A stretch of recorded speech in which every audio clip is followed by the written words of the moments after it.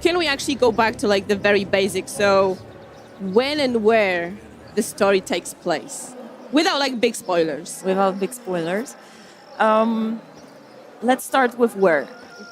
So, I can talk about the where, exactly. okay. Let's go. So it's the whole thing plays out in Letten, which is the birthplace of Dandelion. It's in the north, somewhere halfway between Covid and Cadeven, for all you map nerds out there.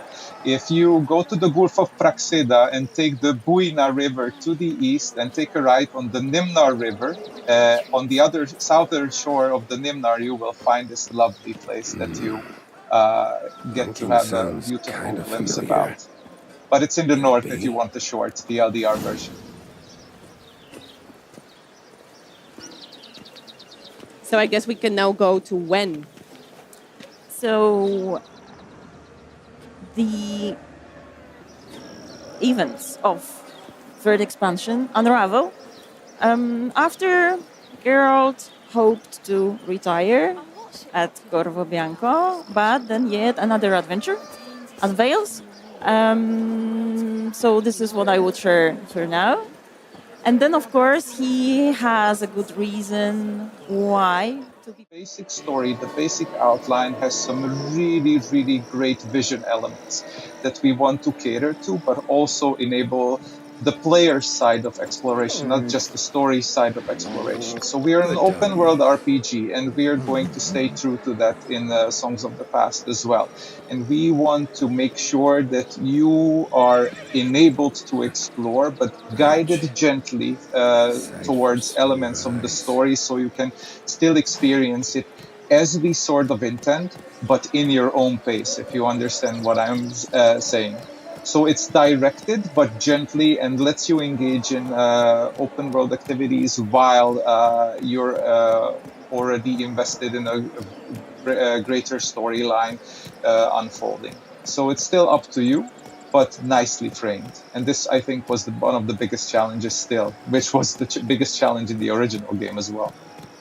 And I guess on that, Peter, what as players are sort of taking in the world and the architecture and all the work that the team has done, what's something that you really hope that they'll get to see and immerse themselves in, and maybe like the finer details? Well, there's going to be a lot of beautiful stuff and a lot of characteristics that you can experience, and they are going to be obvious. But I would like the players to pay attention to the second layer of this whole world, which is the level design intention. I'm speaking towards my department, of course, because there's a lot of goodwill and greatly skilled intention behind every single pebble, every single asset placed to basically enable what we mentioned earlier, this kind of gentle guidance to make sure that you see everything that we intended you to see, but still let you roam free in the most convenient and accessible manner. So whenever you're on any path, you're enjoying any interior castle, dungeon, anything that you engage with, if you have a moment to appreciate all the good intent, the framing, the composition, the colors, the lighting, do yourself a favor and pay attention to that, because there's a lot of professional skill and effort that went into every square centimeter of this new world. Yeah, I think while we traverse through Letten, could you tell us more about the inspiration? Because I already see in comments that it looks like Italy, it looks different than what we're used to. So maybe a few words about creation of Letten. Right, so we still wanted to keep this character of Letten that is very close to our fond childhood memories of holidays spent at grandma and grandpa in the countryside. So when exploring Letten, when entering Letten, you should feel that from the get-go, right?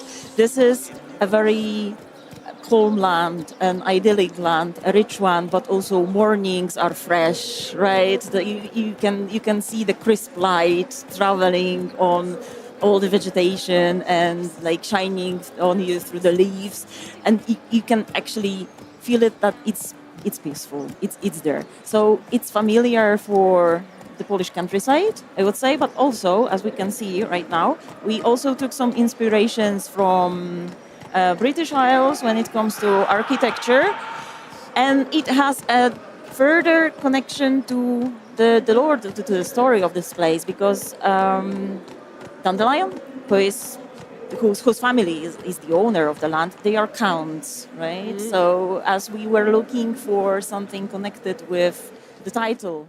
We have some returning ones as well, though, that we want to dive into to start with. One of them is Thornbloom. Yes. So, as you can see, while we have some gameplay going, we're going to have a run-in. Well, this is not actually. I mean, this is obviously a variation of an Archispore, right?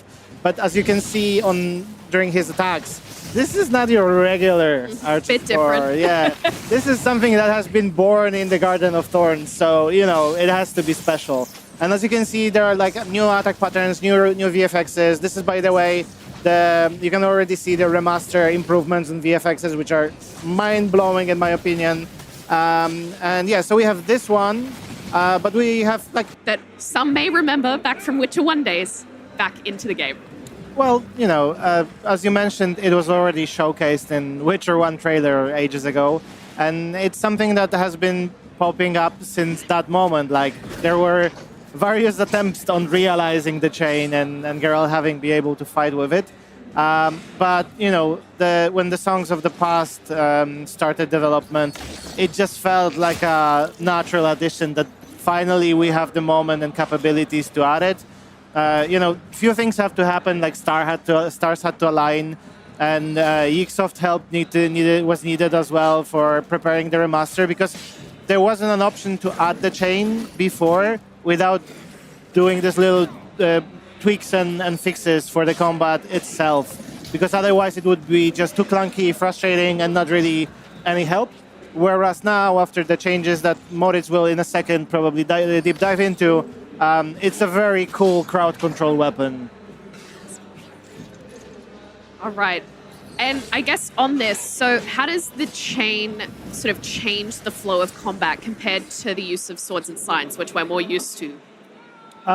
Well, it's a weapon that you equip in the same slot as the crossbow, basically, and it kind of reuses some of the mechanics. So was it difficult to kind of find the style that they have and these beautiful patterns that are sort of so intricately stitched into the clothing? Well, Len will probably say more about this in a second, but, it's not only about the outfits. It's also about the architecture, about the foliage that you see in Letten. We were trying to create a land that is very consistent in how it looks and how it feels, but also a very distinctive part of the world, that you can feel that this is a very distinctive part of the world. And things that you see on their clothing are, when you play the game, you will see that those are deeply connected to their traditions and to their folklore in this particular area. But yeah, I won't take more of your time. Len, you have more to say about the patterns and all the hard work that went into designing this clothes. I dare say it runs both ways.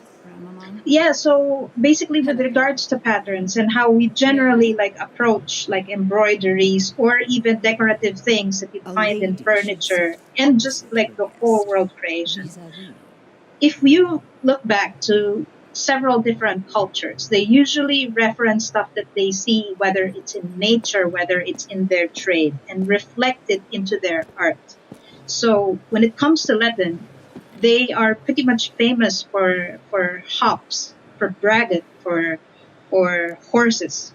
And all of these are pretty much brought back into the artistry that you will find in, pretty much furniture, clothes, and it keeps the world consistent this way. Yeah, even if you notice, her chair, there are hops cones behind her, Wow. So many details. Yeah. So many cool details. How did you actually ensure that the characters and the whole world feels really authentic to the entire Witcher universe? Because we had Velen before, we had to Zone, and now we're in Letten, right? Completely different, new world to everyone. So how are you guys making sure it all feels connected and right? Well, it's obviously hard. Like it's obviously the effect of hard work of many people in many departments collaborating together to make this a reality. She touches us be not afraid.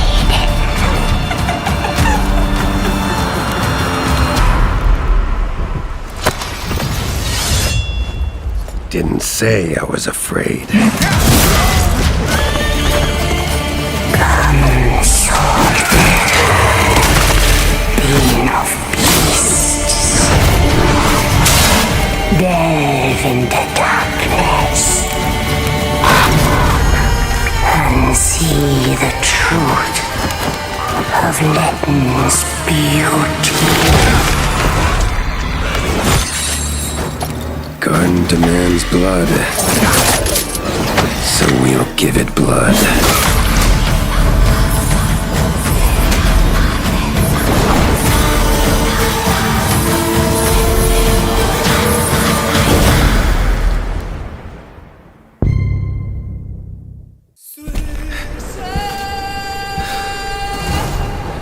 I see a white wolf striving forward towards a solitary tower.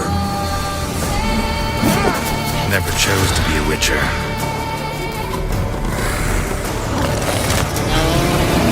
Fate chose for me.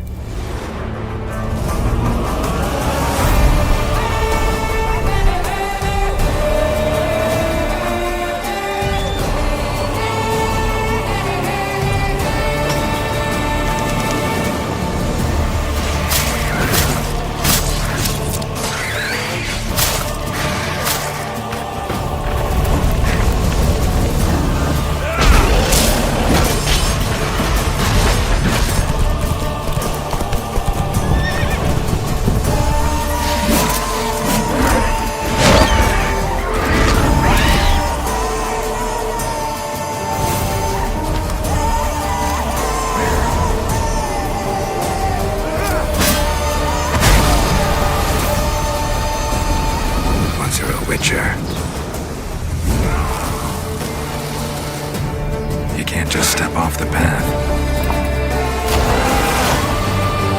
You're one for life. And there's never an ending that's not also a new beginning.